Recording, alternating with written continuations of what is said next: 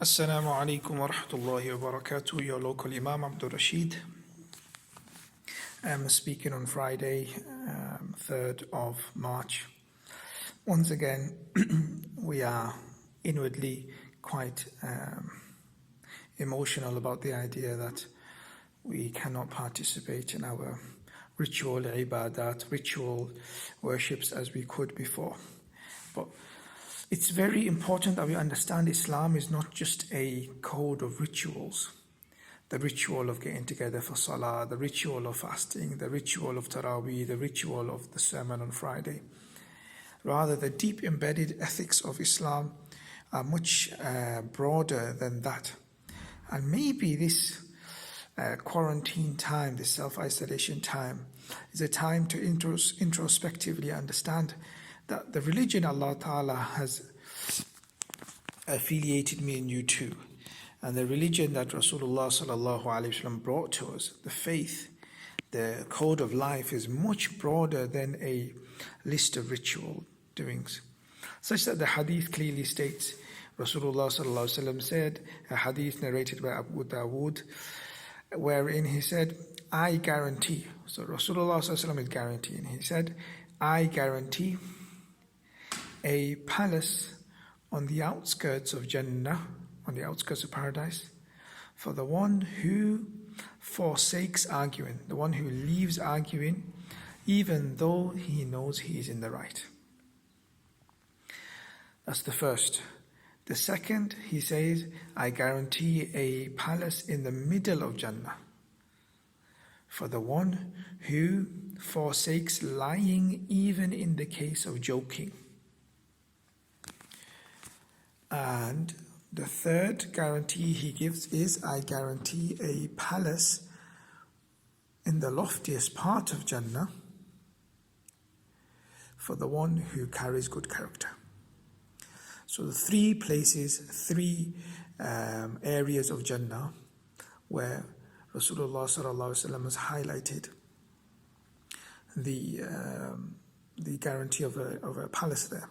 So a palace on the outskirts of Jannah for the one who forsakes arguing, even though he may be in the right. He or she may be in the right.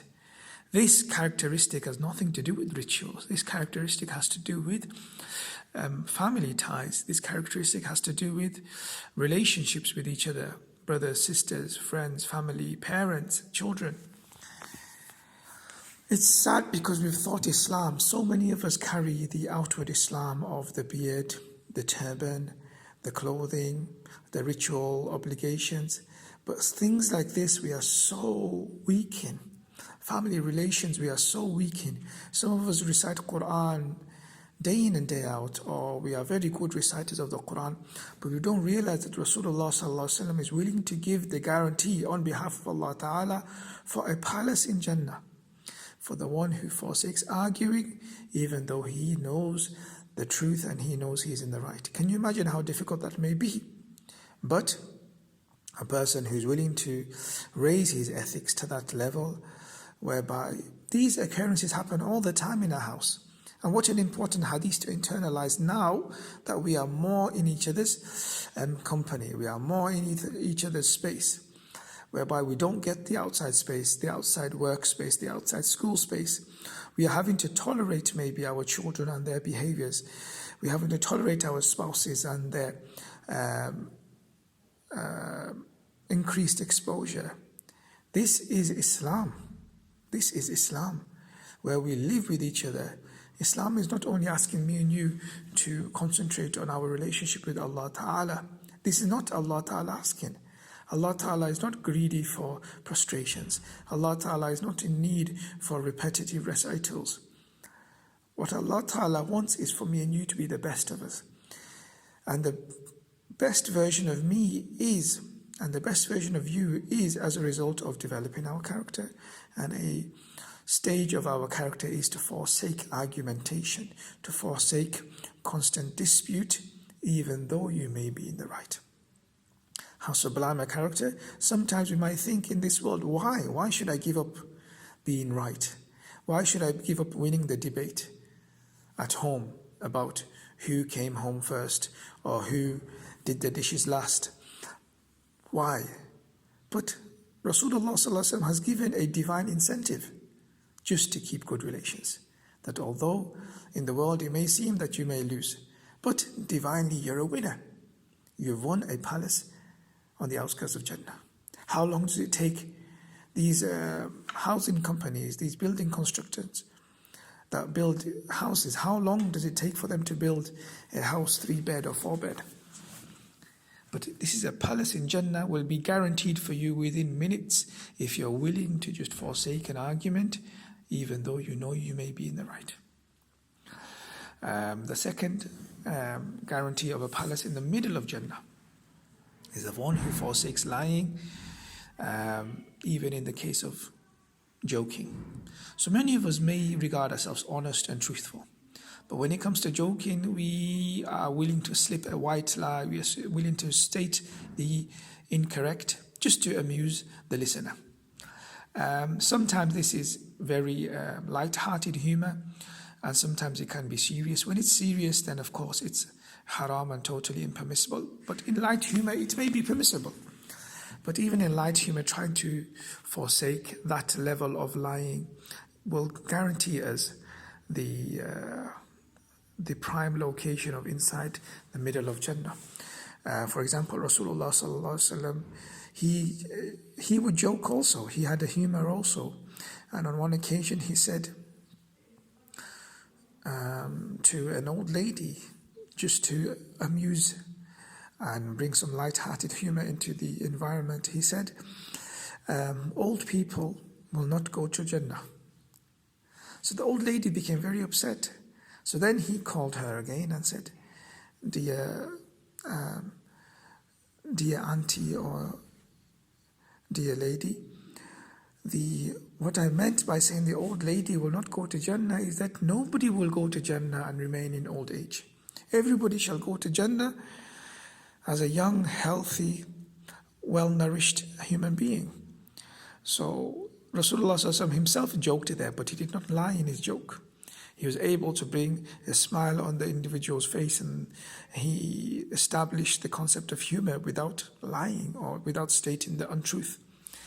So many a times we are interacting with each other more. We are conversing with each other more. Humor is a part of our day-to-day life.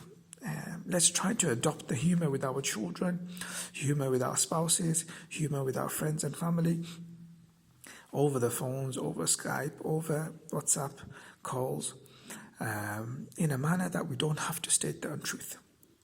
And let the humor not be insulting, rather the humor be there with the purpose of bringing a smile on the listener's face, with the purpose of developing some lightness in the feelings of the heavy heart. And the last and most prime location in Jannah, the palace in the loftiest status of Jannah, is guaranteed for that person who carries good character. Have you noticed the whole hadith mentioned Jannah, palaces in Jannah, not a single ritual worship was mentioned? And Rasulullah sallallahu alaihi wasallam has noted that the highest level of Jannah is guaranteed for that person who carries good character. It's worth understanding what does it mean by good character. Good character is what Rasulullah sallallahu alaihi wasallam explains in another hadith: "Sil man qata'ak, wa'fu amman zalamak, wa ahsin ila man asa'a ilayk." That join kingship with the one who's cutting kingship with you. That's the sublime characteristic. Join family ties with the one who's cutting family ties with you. It's so easy in this day and age to be independent. Previously, in the life of dependency, where our parents may have came from, Bangladesh, India, Pakistan, or other parts of the world, where there was codependency in terms of finance, in terms of economy, in terms of manpower, because we felt tribally dependent on each other, we would keep good relations. Sadly, because the world has become such that a person can live on his own, a person can work on his own, a person can earn on his own, eat on his own, everything can practically be done on their own, and therefore that need is not being felt. And because the need is not being felt, nobody is going out their way to forgive and forget. Nobody is going out their way to still be the better person and join ties with those who are cutting ties with you. Rasulullah ﷺ said, good character is joining ties with the one who cut ties with you. Why would we do that? It's very difficult to be one who joins ties with the one who cuts ties.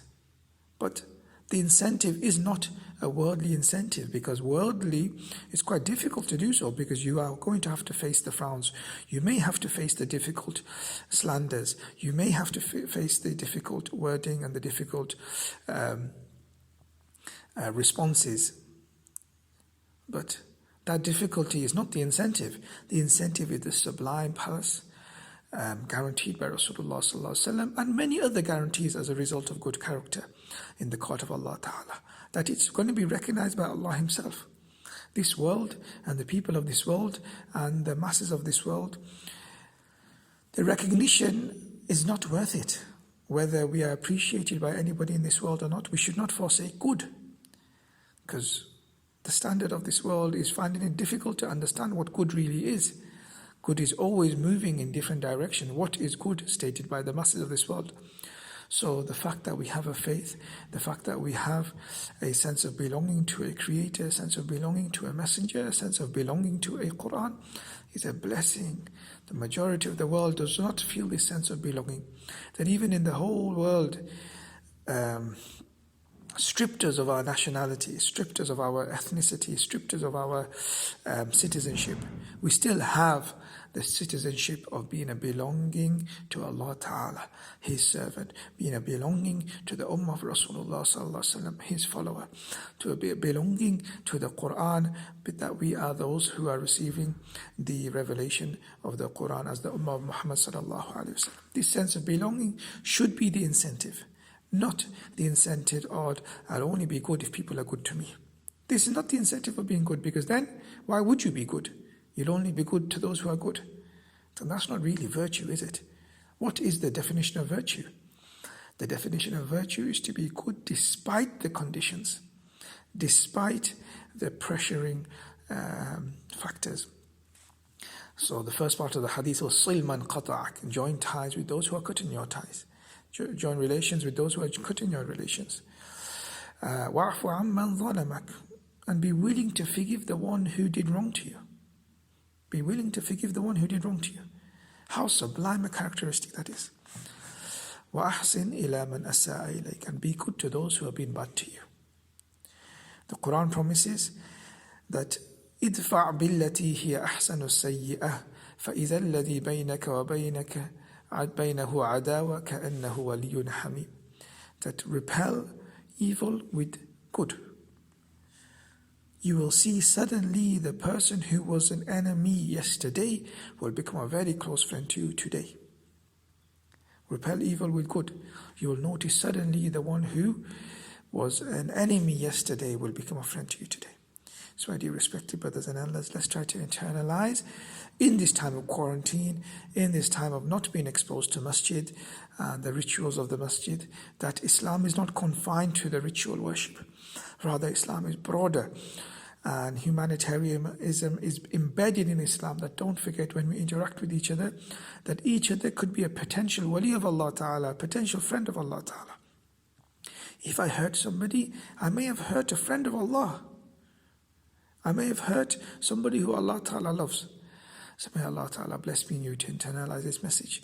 May Allah Ta'ala bless me and you to understand and bring into action the words of Rasulullah, the words of the Quran.